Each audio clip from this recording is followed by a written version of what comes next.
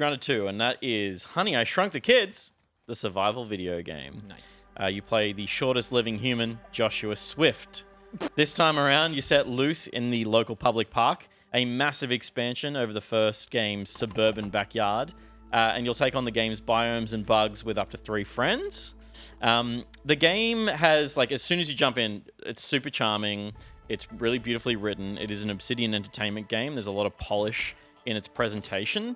And there's a lot of humor in the character dialogue, in the world building, and even in the game design itself.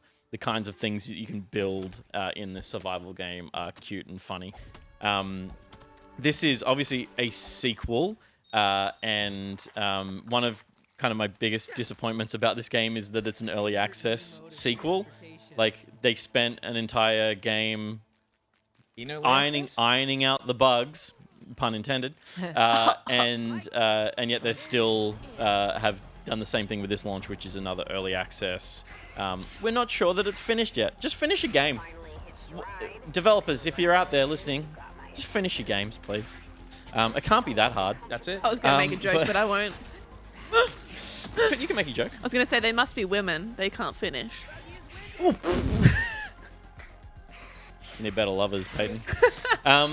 This game's biomes, as an example of the fun of this, the game starts as news coverage of something happening at this park, and a ice cream truck crashes. So the snow biome in this is just the ice cream that fell out of the Mr. Whippy van. That's so cool. Things like that. There's design everywhere, and this game is beautiful, and the sense of scale is beautifully realized. So all those little details, or big details, are really nicely presented and rendered.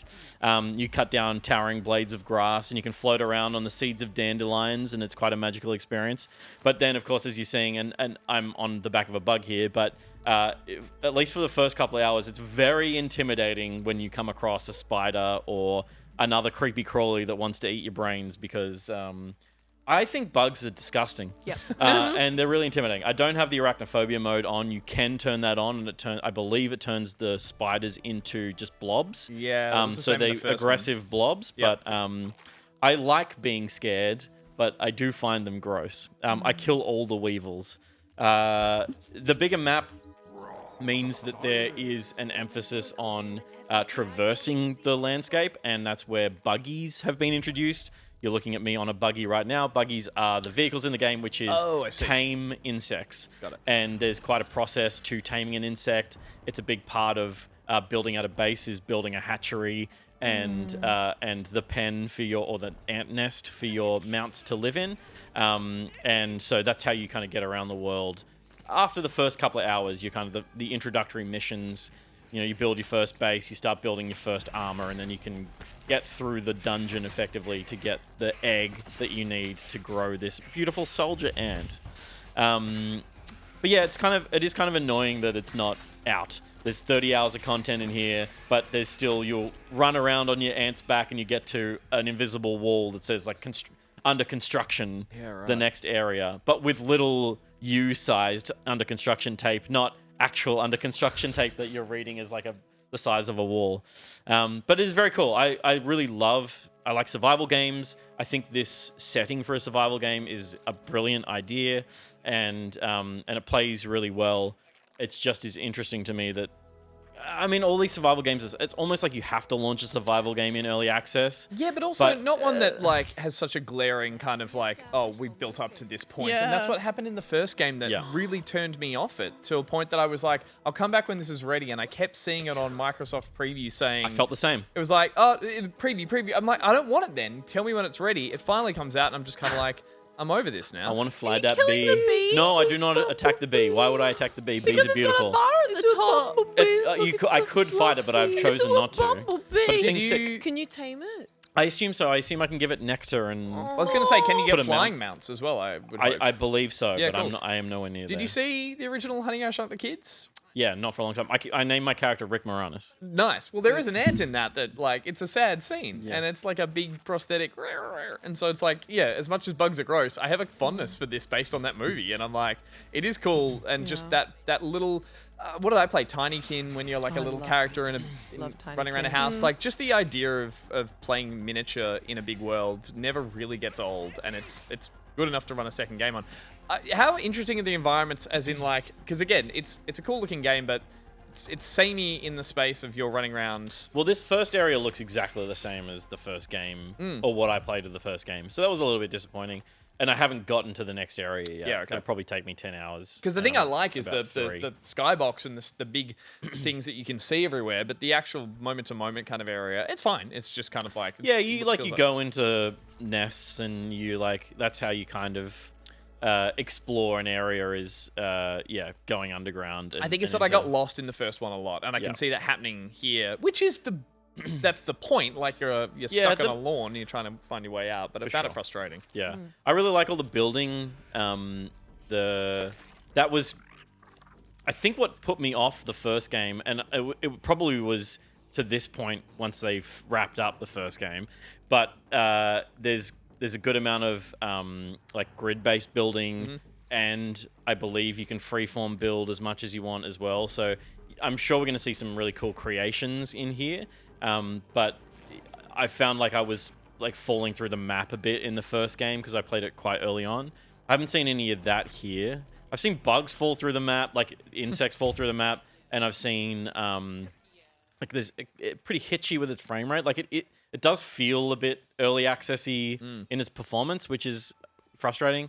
But yeah, I really like the presentation of the game and the progression as well, which is you earn science points by completing missions and by scanning objects that you pick up and learning. You learn things you can build from those materials, but you also get science points which you can spend on getting access to a deeper library of blueprints to build things. So there's at least at the start here, there's a really solid like thrusting of where you should be where your gameplay should be going, which I find is a challenge with some survival games where you kind of just get plopped in. It's like you could do literally anything. This has a pretty good guided first couple of hours that reward you quite well. Is there any... Oh, sorry, you go. I was going to say, you keep opening your map in it. Is it like when you've got the map closed, does it have any sort of indicator to know you're going in the right direction, or do you have to keep opening it to check to make sure you're going the right way? I was traveling. I think that was the first time I'd been on an ant, so on a mount. So I'd gone off track. You kind of get to know. There's no compass. Yeah. Or maybe there is, and I don't have it yet. But I'd done most of my navigation by landmarks, and at that point I was like, I don't know where I am. But the map is, Take a left at the sneaker. yeah, to the apple core. totally, yeah. I've been around the this map is pretty grass robust. far too many times. Is there any element of, and I don't remember if this is in the first, I'm just presuming it might be, is there any element of management of other bugs and like automating any of the kind of survival and crafting and harvesting stuff? Because I just assumed worker ants is like, is that a thing? You have a hatchery? Like, not that I am aware of, but Okay. you can, when you're riding an ant, recruit other ants to fight alongside you, so they'll follow you. Right, okay. But so maybe with the combat, I don't think with resource management. But I do think that this game, like all these games, will play better with a group of 4 people. sending Yeah. people out for missions and being like, you go collect this, you go do this, and we'll... Even just like, it was satisfying building the little hut that I've built, which is like, a 3x3 basic grass thing. And it took a while to get those resources, but the promise of the potential of it is like one of those exciting things. Like a Valheim, you living go in like, a share grass The hut. more- Oh, the joys. well, just the more materials you Totally. can get quicker. And one of the great quality of life things about this game, which I don't think was in the first, and I haven't seen in a survival game. I'm sure it's in other survival games. But your resource collection tool is an omni tool, and so it's a shovel, an axe, a whatever. You Pick use or it. whatever, You use it for yeah. everything. You use it, so it only takes up one inventory slot. Cool. It doesn't have wear and tear like your weapons do and your armor does. So it just like, well, you can use it forever. And the way that they make it interesting is that the upgrade tree for it is branching into, so the axe and the shovel and the spade. The shovel and spade are the same thing. I can't remember the other They're things actually you not. use They're it for. two different things. That's true. They're a different Axe, shovel, shape. and pick. Yeah, yeah. Actually, Maybe?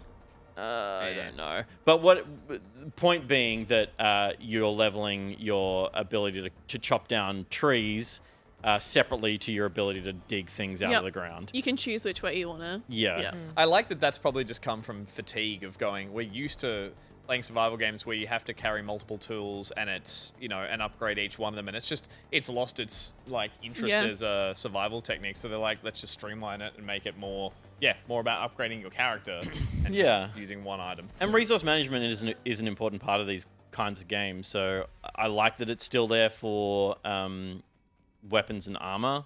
Wait, what the fuck? It's first person?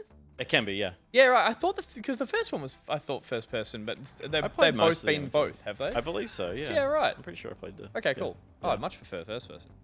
But that's It's definitely yeah. scarier in first person. Yeah, Oh, that you Yeah. gave it a big blow. Be scary. Yeah, cool. scary for me. Grounded 2. For those who are interested in Grounded, there is a new one.